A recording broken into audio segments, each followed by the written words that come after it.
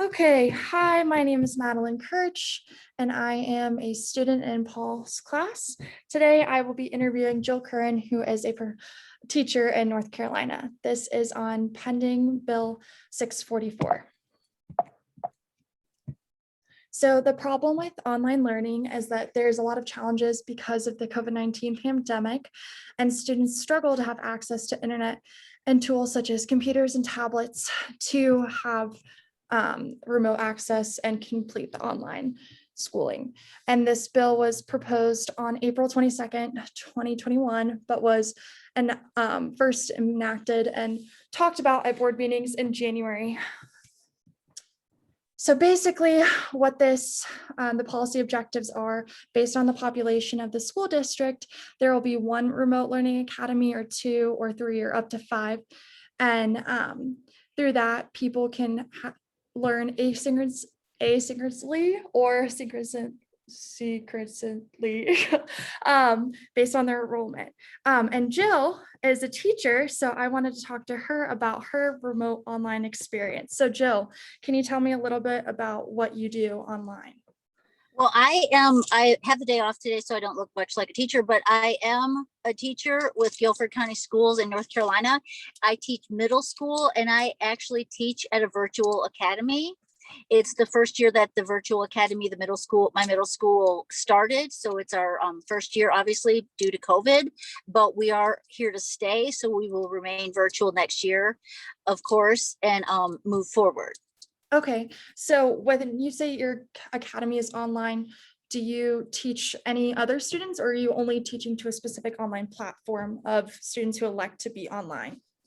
Right now, the students elect to be online, and for next year, some of the students are students because their parents were afraid of COVID to putting them back to school, because in Guilford County, where I am, there was a huge push for the school board to get students back in the classroom.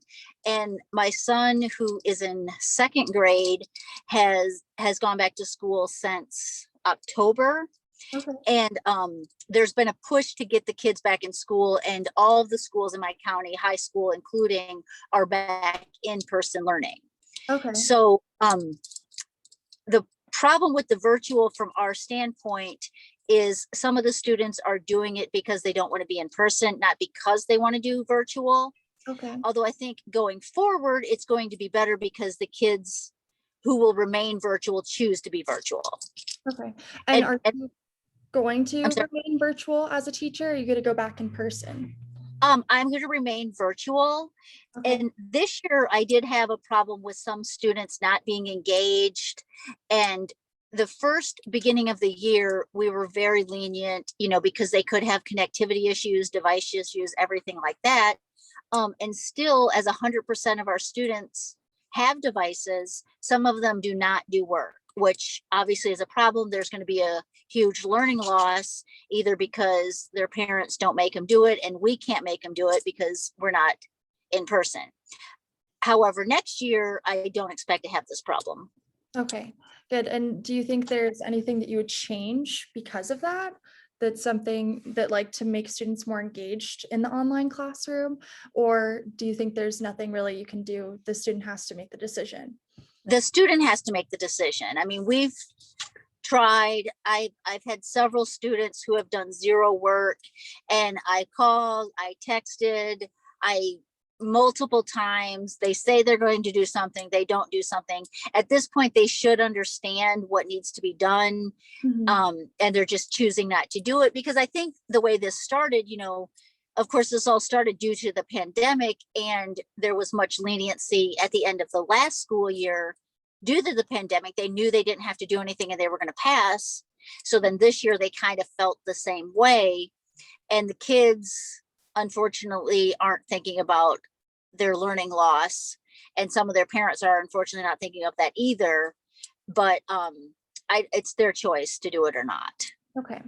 And then this bill that is proposed is a Republican bill. Do you have any issues with that? Or do you think that's interesting that it's coming from a Republican standpoint? Or do you think that that's in line with the government's, the governor that's of North Carolina?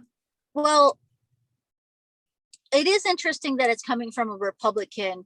The school district that I worked for last year has been led by a Republican, like the superintendent of schools was Republican. He was excellent actually. And they weren't putting the kids back in school early, and the school board fired him. And he's a white male, and even the NAACP stood up for him and said, you need to bring him back.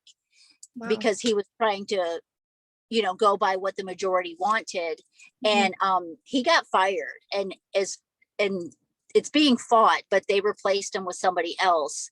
So it is interesting to me that it's coming from a Republican standpoint.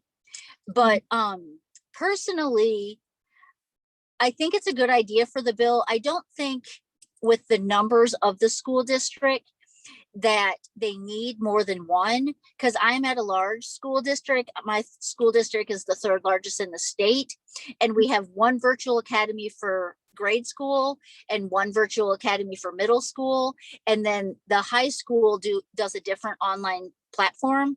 Mm-hmm. So I definitely don't think we would need two virtual middle schools, but some of the smaller districts might have large numbers, but North Carolina is very rural.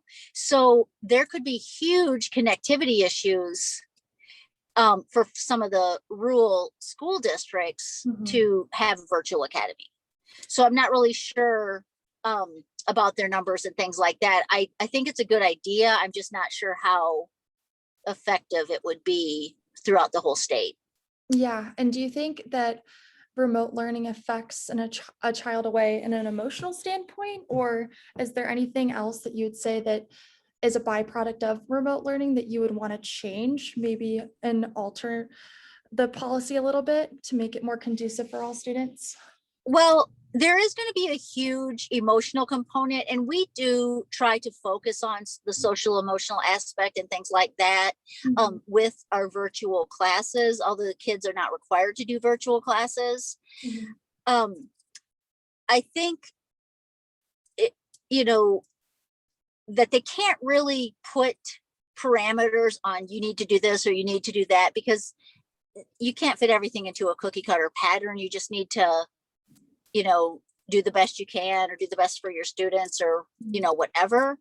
But definitely learning is going to be different for different children, and it's not going to be the best for every child. It's not going to be the best for every stage of development or learning, but for those who can do it, I think it is great. Yeah, for sure. And then, so this policy is obviously still in the pending process, so we can't really foresee what's going to happen.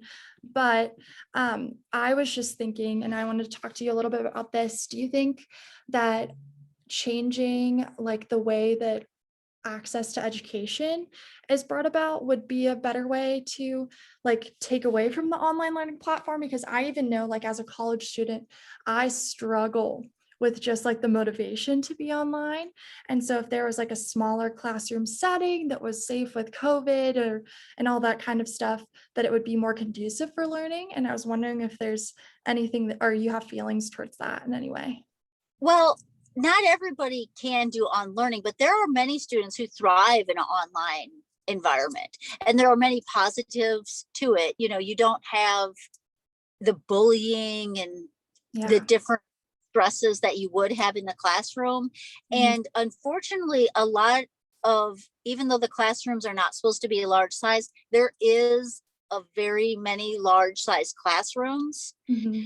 But I don't think the answer, you could have a broad answer to what's going to be the best, because everybody needs a little bit of something different, or need to figure out what works for them. Yeah. But just having the option, I think, is good. Yeah. So as a teacher, how many students do you have in your online classroom? I have over 100 students that are assigned to me. Uh-huh. I have, and the students are not required to attend our virtual live classes. They can do asynchronous, and we have asynchronous assignments, and we do some of it together, obviously synchronously. They're not required to do it. And my classes, when I teach, are generally probably 15 to 30 students. Okay. There's been times when there's been more than 30, but I've never seen all 100 of my students in one day for sure. Yeah, that would be crazy. Also, maybe a internet crash would happen. Yeah, You had everybody watching that. Well, thank you so much for taking time to talk to me today. sure. Any finishing things or anything you want to add? Not really. I do like the virtual and I like the options. Yeah, but sometimes it's better to not, I Yeah. guess. Right. Well, thank you. Okay. All right. I'm gonna